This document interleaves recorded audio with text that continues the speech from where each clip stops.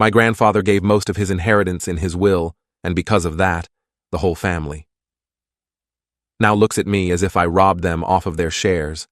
I never thought I'd be writing about family drama on Reddit, but here I am. It all started when my grandfather passed away last month. He was a successful businessman who built his fortune from scratch. Growing up, we were close. I spent many summers at his sprawling estate, helping him in the garden or listening to his stories about his younger days. Grandpa's story was truly one of rags to riches. He grew up in a small town, the son of immigrants who worked in factories. From a young age, he was determined to make something of himself. He worked odd jobs throughout his teenage years, saving every penny. After high school, he started a small delivery service with just one truck. Through sheer determination and a knack for business, he grew that single truck into a nationwide logistics company. Despite his success, Grandpa never forgot his roots. He was always generous, donating to local charities and helping out family members in need. He had a particular soft spot for education, often paying for his employees' children to go to college. It was this generosity that made what happened next so shocking to everyone. My grandfather had 4 children, my dad, the oldest, 2 aunts, and an uncle. Dad always had a strained relationship with Grandpa. He wanted to pursue art instead of joining the family business, which didn't sit well with Grandpa. I remember countless dinner table arguments about it when I was a kid. Dad would passionately defend his choice, while Grandpa would counter with practical concerns about stability and family legacy. Despite their differences, Grandpa always treated us grandkids equally. He never played favorites, always remembering our birthdays and milestones with the same enthusiasm. That's why what happened at the reading of the will was so unexpected. The drama unfolded in the stuffy office of Mr. Johnson, Grandpa's longtime lawyer. The family gathered there a week after the funeral, still raw with grief. I can still picture the scene, the heavy wooden desk, the walls lined with law books, the ticking of an old grandfather clock in the corner. The tension in the room was palpable as Mr. Johnson cleared his throat and began to read. To everyone's shock, Grandpa left 70% of his estate to me. The remaining 30% was to be split equally among my cousins. My dad, aunts, and uncle were completely cut out. The moment Mr. Johnson finished reading, all hell broke loose. My Uncle Jim stormed out, slamming the door behind him so hard that the window panes rattled. Aunt Sarah burst into tears, mascara running down her cheeks as she sobbed into her hands. Aunt Linda, always the most volatile of the bunch, started yelling at me. She accused me of manipulating Grandpa, of secretly plotting to steal the inheritance. Her face was red with anger as she pointed her finger at me, spitting out accusations. Dad just sat there, stone-faced and silent. His reaction, or lack thereof, was almost worse than the others. He didn't yell or cry, he just stared blankly ahead, as if he couldn't quite process what had just happened. I was as surprised as everyone else. I had no idea Grandpa was planning this. Sure, we were close, but I never expected to inherit the bulk of his estate. I tried to explain that I knew nothing about it, but nobody would listen. My words fell on deaf ears as the room descended into chaos. In the days that followed, things only got worse. My cousins, who I'd always been close to, stopped talking to me. We'd grown up together, spending holidays and summers at Grandpa's estate. Now, they blocked me on social media and wouldn't return my calls. It felt like losing a part of my family all over again. My aunts spread rumors in the family that I'd been secretly meeting with Grandpa and his lawyers, plotting to cut everyone else out. These rumors reached extended family members and even some family friends. Suddenly, I was getting cold shoulders from people I'd known my whole life. The worst part was Dad's reaction. He didn't yell or accuse me of anything, but his silence hurt more than any words could. He barely looked at me when I tried to talk to him. The man who had always been my biggest supporter, who had taught me to stand up for my beliefs just as he had done, now couldn't even meet my eyes. Mom was caught in the middle, trying to mediate between us but failing miserably. I could see the toll it was taking on her, constantly torn between her husband and her child. The stress was evident in the new lines on her face and the way she'd jump at any sudden noise, as if bracing for another argument. I decided to meet with Grandpa's lawyer to understand why he made this decision. Mr. Johnson's office felt different this time, less intimidating, more like a refuge from the storm of family drama. He explained that Grandpa had updated his will 5 years ago. Apparently, he was disappointed with how his children were living their lives. Dad had given up on his art and was working a corporate job he hated.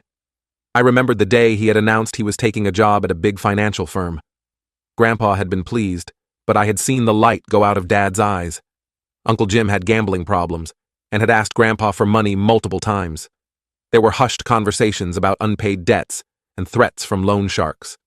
Aunt Sarah was on her third divorce, each one messier than the last. Her first husband had been her high school sweetheart, a match everyone thought would last forever. The second had been a whirlwind romance that burned out fast. The third, well, the less said about him, the better. Aunt Linda was involved in some pyramid scheme, constantly trying to recruit family members to join her business opportunity. Her garage was probably still full of unsold products. Grandpa felt that I was the only one who shared his values of hard work and integrity. He'd been impressed by how I'd put myself through college with scholarships and part-time jobs, refusing to take the easy way out by asking him for money. I remembered the long nights studying, the weekends spent waiting tables instead of partying. At the time, it had felt like a burden. Now, it seemed those choices had led to this unexpected inheritance. While this explanation made sense, it didn't make the situation any easier. I tried reaching out to my family members individually, hoping to talk things through, but each attempt was met with hostility or indifference. Uncle Jim sent me a scathing email, calling me a manipulative gold digger and threatening legal action. His words stung, especially coming from the man who had taught me how to ride a bike and had always slipped me an extra dessert at family dinners. Aunt Sarah left a tearful voicemail, begging me to do the right thing and split the inheritance equally. Her voice cracked as she talked about her financial struggles, how she was barely keeping afloat after her last divorce. It was hard not to feel guilty, even though I knew I hadn't done anything wrong. Aunt Linda took to Facebook, posting vague statuses about snakes in the family that were clearly aimed at me. It was strange to see how quickly she had turned on me when just a month ago she had been trying to convince me to join her latest business venture. My cousin's reactions were mixed. Tom, Aunt Sarah's son, told me he didn't blame me, but couldn't go against his mom. We had always been close, sharing a love for old sci-fi movies and obscure bands. His message felt like a small lifeline in the midst of all the chaos. Emma, Uncle Jim's daughter, sent me a long text accusing me of always being Grandpa's favorite and finally showing my true colors. Her words hurt more than I wanted to admit. We had shared a room at Grandpa's house every summer, staying up late to talk about boys and our dreams for the future. Now, it felt like those memories had been tainted. The others simply ignored me. No responses to my texts, no acknowledgement of my emails. It was like I had suddenly ceased to exist in their world. The whole situation has left me feeling lost and alone. I never asked for this inheritance, and I certainly don't want it at the cost of my family relationships. But I also feel that going against Grandpa's wishes would be disrespectful to his memory. He had always taught us about the importance of honoring one's word and standing by our decisions. Would disregarding his last wishes be a betrayal of everything he stood for? I'm torn between my desire to mend family ties and my responsibility to honor Grandpa's last wishes. The money isn't even the issue here. It's the broken trust and accusations that hurt the most. I've always prided myself on my integrity, and now I'm being painted as some kind of villain in a family drama I never wanted to be part of. I'm not sure what to do next. Part of me wants to respect Grandpa's decision and use the inheritance as he intended. Another part wants to divide it equally just to stop the fighting. But would that really solve anything?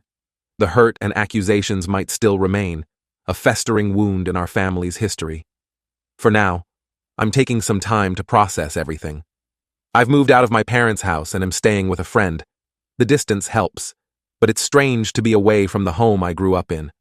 I find myself missing the familiar creak of the stairs, the way the light filters through the kitchen window in the morning. But I know I can't go back, not until things calm down. I'm considering seeking legal advice to understand my options better, not to fight my family, but to make sure I'm doing everything right. The weight of this inheritance feels heavy on my shoulders, and I want to make sure I'm handling it responsibly. This whole experience has shown me a side of my family I never knew existed. It's painful to see how money can change people and tear relationships apart. The people I've known and loved my whole life suddenly feel like strangers. It's like looking at a familiar photograph and realizing all the faces have changed. I just hope that someday they'll realize that I never meant for any of this to happen. that I'm still the same person I was before, still their family. But for now, all I can do is try to navigate this new reality as best I can. Has anyone been in a similar situation? Any advice on how to handle this would be appreciated. I feel like I'm losing my family, and I don't know how to fix it. The path forward feels unclear, and for the first time in my life, I'm not sure where to turn. Update 1. It's been a month since my last post, and a lot has happened. I want to thank everyone who commented and offered advice. Your support meant a lot during this difficult time. After much consideration, I decided to stand my ground and honor my grandfather's wishes. This decision wasn't easy, but I realized that caving into my family's demands wouldn't solve the underlying issues. It felt like I was at a crossroads, and whichever path I chose would permanently change my relationships with my family. I met with Mr. Johnson again to discuss the details of the inheritance.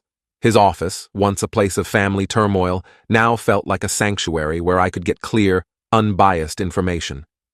It turns out that Grandpa had set up a trust, with specific conditions on how the money should be used. A significant portion is earmarked for charitable causes he cared about, and another part is to be invested in sustainable businesses. As Mr. Johnson explained the details of the trust, I couldn't help but feel a surge of admiration for my grandfather. Even in death, he was trying to make a positive impact on the world. It reminded me of the summers I spent with him, listening to his stories about the importance of giving back to the community. This trust wasn't just about money. It was about continuing his legacy of generosity and social responsibility. This revelation reinforced my belief that Grandpa had put a lot of thought into his decision. It wasn't a spur-of-the-moment choice or an act of favoritism. It was a carefully considered plan to ensure his wealth would be used in a way that aligned with his values. Armed with this information, I tried one last time to reach out to my family. I invited everyone to a meeting at a neutral location, a conference room at a local hotel. The days leading up to the meeting were filled with anxiety. Would they even show up? And if they did, would they listen? To my surprise, most of them showed up, though the atmosphere was tense. The conference room felt too small, too stuffy, as if it could barely contain the emotions swirling within it. I could feel the weight of their stares as I stood up to speak. I explained everything I'd learned about Grandpa's intentions and the structure of the trust. I talked about the charities he wanted to support, the sustainable businesses he hoped to foster. As I spoke, I could see a mix of emotions playing across their faces: surprise, skepticism, and maybe, just maybe, a glimmer of understanding. I also made it clear that while I was open to discussion, I wouldn't be bullied into going against Grandpa's wishes. It was hard to say those words, to stand firm in the face of my family's disappointment and anger. But I remembered Grandpa's lessons about integrity and knew I had to stay true to my convictions. The reactions were mixed. Dad, who had been silent until now, finally spoke up. His voice was quiet, but in the tense silence of the room, it carried clearly. He admitted that he'd been angry not at me, but at himself. He regretted giving up on his art and disappointing Grandpa. As Dad spoke, I remembered the paintings that used to fill our house, the smell of turpentine that always clung to his clothes. I thought about the day he had packed away his easel, declaring that it was time to grow up and get a real job. It was a breakthrough moment, and for the first time since this all began, I felt a glimmer of hope for our relationship. Uncle Jim, on the other hand, wasn't satisfied. His face was red, his hands clenched into fists as he accused me of putting on a show and stormed out halfway through the meeting. The slam of the door behind him felt like a physical blow, a stark reminder of how deep the rift in our family had become. Aunt Sarah seemed conflicted, torn between her desire for the money and her realization that Grandpa's decision wasn't my fault. I could see the struggle playing out on her face, the way she bit her lip and couldn't quite meet my eyes. She had always been the peacemaker in the family, and I could tell she was trying to find a way to bridge the gap. Aunt Linda surprised everyone by apologizing for her behavior. She confessed that she'd been projecting her own guilt onto me. Apparently, Grandpa had confronted her about the pyramid scheme before he died, and she felt ashamed. As she spoke, I remembered the enthusiastic way she used to talk about her business opportunity, always with a slightly desperate edge to her voice. Now, that desperation was gone, replaced by a quiet humility that was new to her. My cousins were mostly quiet during the meeting. Emma, who had been one of the most vocal against me, approached me afterwards.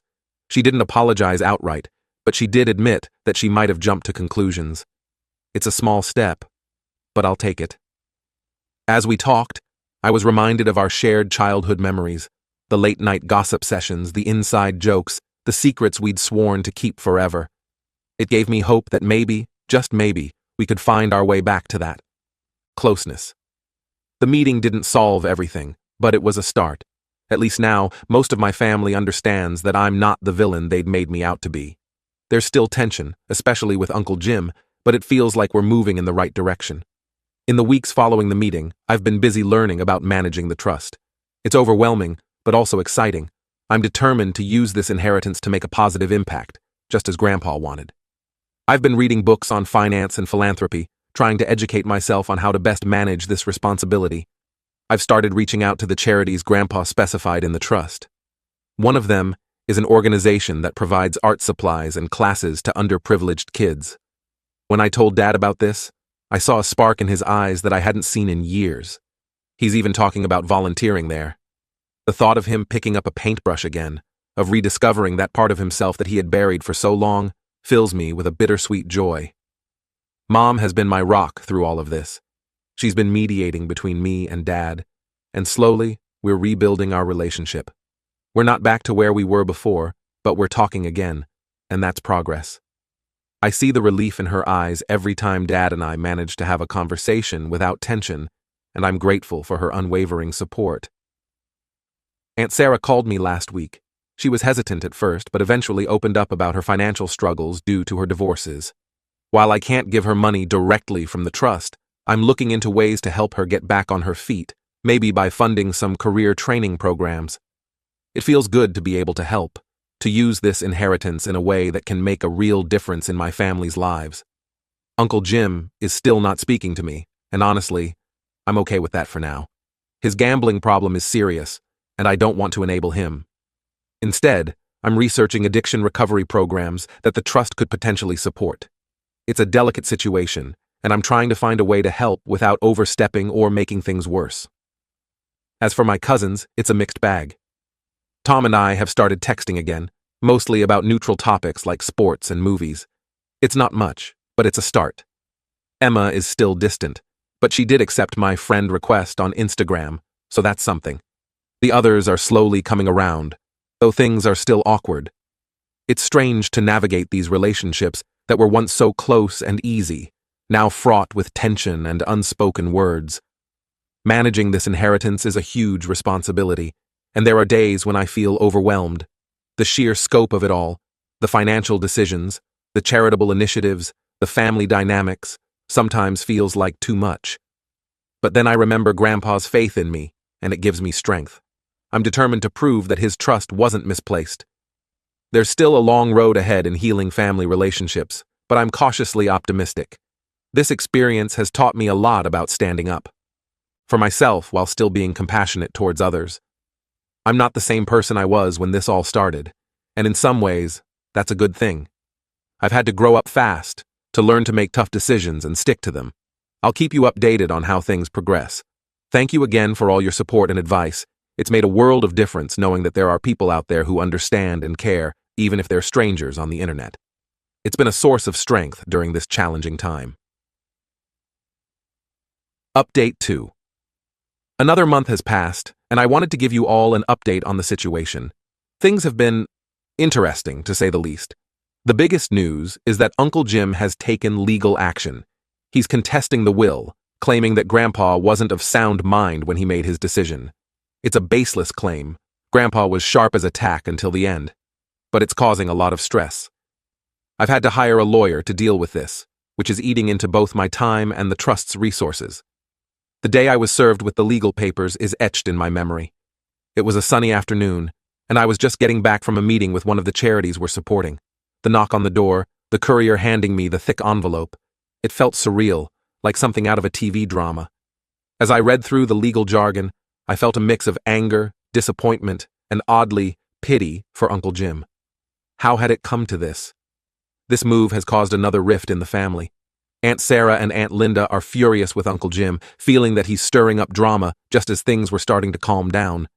I overheard a heated phone call between Aunt Sarah and Uncle Jim, with Aunt Sarah telling him he was tearing the family apart. It's strange to have them on my side now, when just a few months ago they were accusing me of the same thing. Dad, surprisingly, has been supportive of me through this. He even offered to testify about Grandpa's mental state if it comes to that. It's a bittersweet development. I'm grateful for his support, but sad that it took this legal battle to bring us closer. We've been talking more, often late into the night, about Grandpa, about Dad's art, about the future. It feels like we're getting to know each other all over again. On a more positive note, the charitable initiatives are starting to take shape. The art program for underprivileged kids that I mentioned in my last update? It's been a huge success. Dad has indeed started volunteering there, teaching a weekly painting class. It's amazing to see him rediscovering his passion for art. Mom says she hasn't seen him this happy in years. Last week, I stopped by during one of his classes. Seeing him there, surrounded by eager kids, paintbrush in hand and a smile on his face, it was like seeing the dad I remembered from my childhood. Aunt Linda has done a complete 180. She's abandoned the pyramid scheme and has been helping me research sustainable business opportunities for the trust to invest in. It's been great working with her and seeing this new side of her personality. She's got a keen eye for detail and a knack for numbers that I never knew about. We've been spending a lot of time together, poring over business plans and financial reports. It's brought us closer, and I'm starting to see her less as just Aunt Linda and more as a person in her own right. Aunt Sarah took me up on the offer for career training. She's enrolled in a program to become a paralegal and is throwing herself into her studies. It's early days, but she seems motivated and excited about this new direction in her life. She calls me often to chat about her classes or ask for advice on assignments. It's a new dynamic for us, and I'm enjoying getting to know this more focused, determined version of my aunt. My cousins are slowly coming around. Tom and I are back to our old friendship, and he's been a great support through all of this. We've started having weekly video game nights like we used to, and it feels like old times. Emma is still a bit standoffish, but she did reach out to apologize for her initial reaction. We met for coffee last week, and while it was a bit awkward at first, by the end, we were laughing about old family stories. The others fall somewhere in between, not hostile, but not exactly warm either. It's a work in progress. Managing the trust is still challenging, but I'm getting the hang of it. I've assembled a team of financial advisors and lawyers to help me navigate the complexities. It's a steep learning curve, but I'm determined to do right by Grandpa's legacy. Some days, I find myself wishing I could talk to him, ask for his advice. But then I remember all the lessons he taught me over the years, and I feel like he's still guiding me in a way. The legal battle with Uncle Jim is ongoing, and honestly, it's the most stressful part of all this. His gambling problem has apparently gotten worse, and I suspect this lawsuit is a desperate attempt to get money to cover his debts. It's sad to see him self-destructing like this, but I can't let that affect my resolve to honor Grandpa's wishes.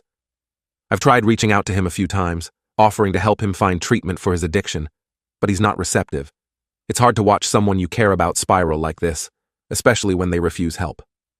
Despite the ongoing drama with Uncle Jim, I feel like I'm finally finding my footing in this new reality. It's not easy, and there are days when I wish Grandpa had just split everything equally. But then I see the good that's coming from following his wishes, Dad rediscovering his passion, Aunt Sarah getting a fresh start, the kids benefiting from the art program, and I know I'm on the right path. I'm learning to balance being firm in my decisions with being compassionate towards my family. It's a tricky line to walk, but I think I'm getting better at it. This whole experience has forced me to grow up fast, and while it's been painful at times, I can see how it's making me stronger. As always, thank you all for your support and advice. It means more than you know. I'll keep you updated on how things unfold, especially with Uncle Jim's lawsuit. Wish me luck.